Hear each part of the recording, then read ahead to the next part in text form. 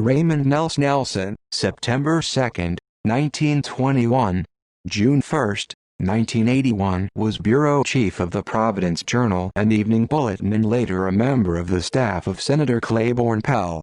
He was found murdered in his Washington, D.C. apartment on June 1, 1981. The murder is still unsolved. Life born into a large working-class Swedish family, Nelson didn't speak English until the age of 6. His twin brother, Ralph Hilmer, died of spinal meningitis in 1930. Nelson began his career at the Providence Journal as a typist after his honorable discharge from the Navy. After rising to bureau chief, he was tapped to join the staff of future Senator Claiborne Pell. Nelson managed Pell's first Senate campaign in 1960. Pell, considered a long shot, became the first unendorsed aspirant to win a statewide primary in Rhode Island. When Pell was elected, Nelson went to Washington, D.C. as his administrative assistant, AA. Commenting on the folly of staking his career on an unknown candidate, Nelson said, "There is absolutely nothing like being right when everybody thinks you're wrong," and called the campaign, "the most fun I ever had." Providence Journal Bulletin, June 2, 1981. In a 1971 interview in the Sunday Journal, Nelson prided himself on Pell's Senate office's open-door policy and college intern program, at the time the largest and most active on the Hill.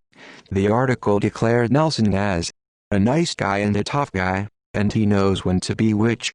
Providence Journal Bulletin, June 2, 1981.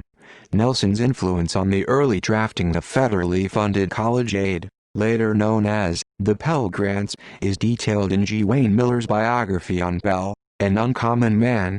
"I don't believe he ever considered going to college," his son, David C. Nelson, recalled.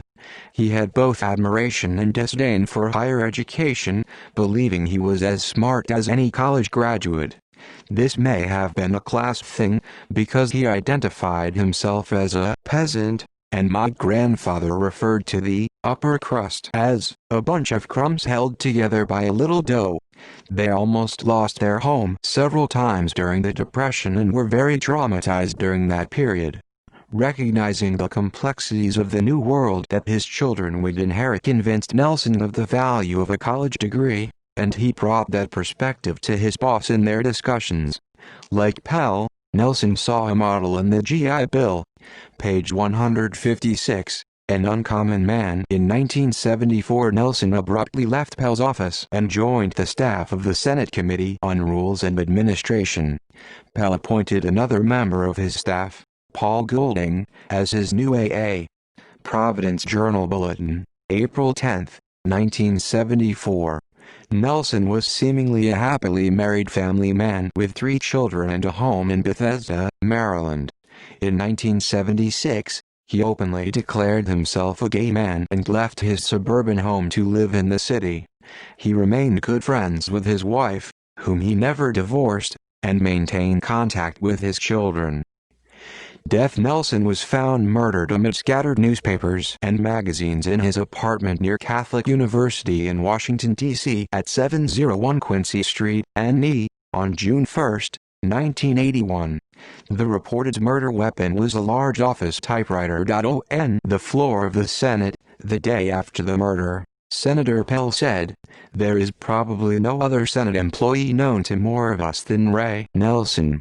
The respect and affection with which he was regarded by his colleagues was shown when he was selected to serve as president of the Senate Staff Club, and last year was presented the Distinguished Service Award by the Congressional Staff Club for his longtime service in every facet of Senate life. He also served as Senate chairman for the combined federal campaign. The Congressional Record, Volume 127, Number 82, June 2, 1981. In a Washington Post article the day after the murder, Pell also said, "Ray Nelson was a dear and old friend of my wife and me, as well as an associate who worked with me for many years. I grieve with and for his wife and children." Before police sealed Nelson's apartment and office, a Senate staff member was allowed entry to remove sensitive documents, thereby compromising evidence. Family members, with Nelson the night before his slaying, were not interviewed by police. Decades later, police revealed the crime scene had been staged and called the investigation faulty police work. In November 1981, Wilmot Robertson wrote that Washington police had clamped a lid of total secrecy over the murder. See also List of unsolved deaths. References. External links: http://www.djelloulmarbrook.com/blog/late-us-praise-fewer-famous-men. Raymond Nelson remembered Nelson's story. DC police notice on open murder case.